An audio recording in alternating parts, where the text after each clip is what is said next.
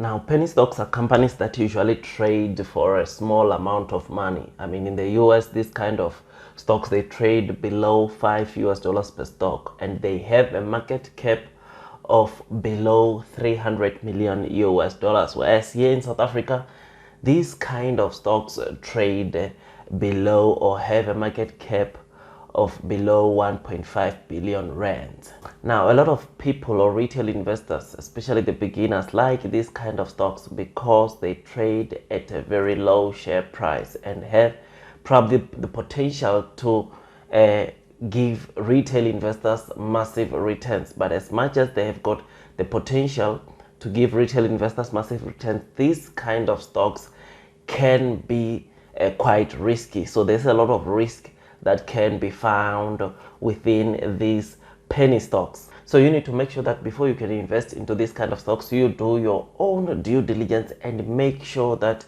you understand everything. I mean, you understand the businesses and you've got your facts right, because a lot of people are losing a lot of money by investing into these kind of stocks by simply because they heard someone saying that there's a stock trading at 1 cent per share, by simply hearing a person saying that there's a stock that is currently trading at $2 or $1 per share, which led in them maybe throwing a lot of money into that stock, not doing their own due diligence, and only to find that maybe that stock end up being probably delisted or being forced to delist from the securities exchange or the stock exchange simply because of non-compliance. Things like that do happen, and you find investors losing money, or maybe you find that that company probably lied about the total revenue they generate. They lied maybe about the total money they have at hand or the cash equivalents they currently have. I mean, things like that can easily happen in penny stocks, which is why you need to be careful when you are investing into this kind of stocks. So even in my portfolio, if I'm to be open with you, I currently have a penny stock right now that is currently suspended in the JSE, or that is currently in suspension simply because of non-compliance.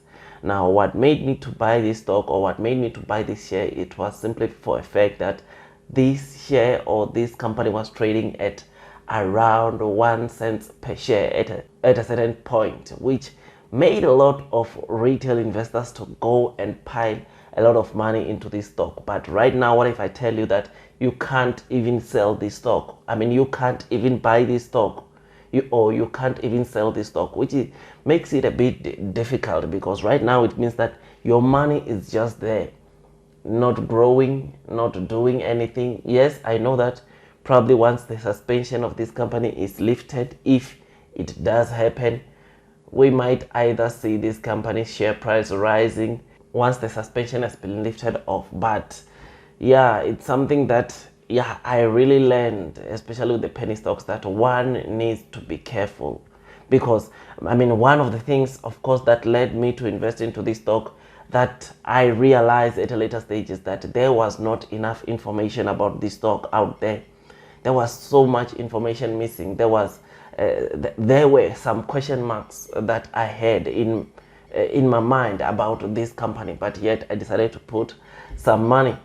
And guess what those things led to? It led to that company to be suspended. So there are some retail investors right now that are complaining because they bought certain penny stock at almost its all-time high because of FOMO, but now they're sitting at a huge loss. So simply because that stock, after maybe that all-time high, the sentiment for the stock really went down, which affected the share price, or make the share price to probably drop by 70-80%, meaning that they are also sitting on that company at an 80% or even a 90% loss. And now that stock, for it to go back up, it will have to grow or boost their fundamentals, which is something that you might find that it takes some time, especially that this is a penny stock, which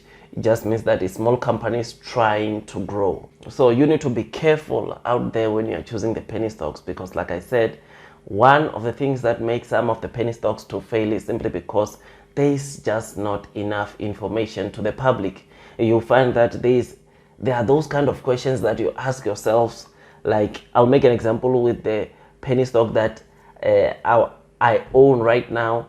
Like, there were a question like, where is their physical facilities? Where are they actually operating? Yes, we can see that they are generating revenue, but where are their head offices? Okay, where are their landline numbers? Okay, can we get to call them and really find this company physical facilities operating?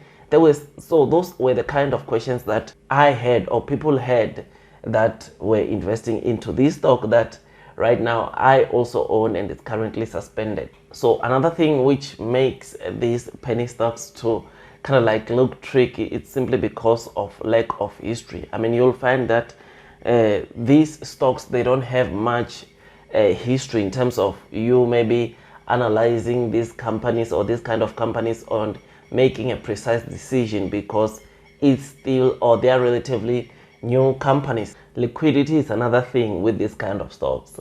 Do they have enough cash at hand? Is their current ratio really looking good? I mean, is even what they're saying about the current ratio even legit? I mean, with penny stocks, these are some of the things that you can encounter while investing into this kind of stocks, which might result in probably your investment to be kind of like risky. So you need to make sure that before you put your money into penny stocks, you do your own due diligence.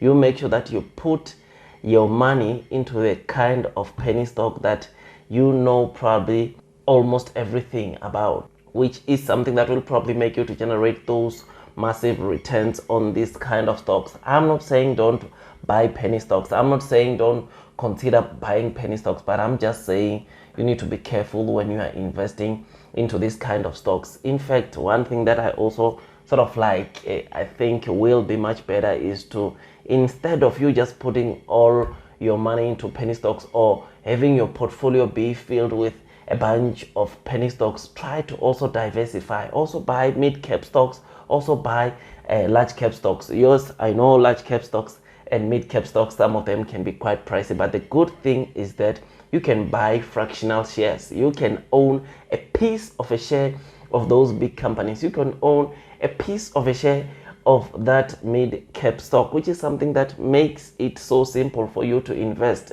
because at least with the mid-cap stocks and large cap stocks and mega cap stocks, you can be certain that those are companies with good track record. Those are companies that at least everything is out there to the public to see, which makes it easier for you to make a precise decision when you are investing into that kind of an investment. Otherwise, with all that, guys, this video was just for me to sort of like give guidance about penny stocks, which, like I always say, it is not professional financial advice, or it is not financial advice what I was just telling you.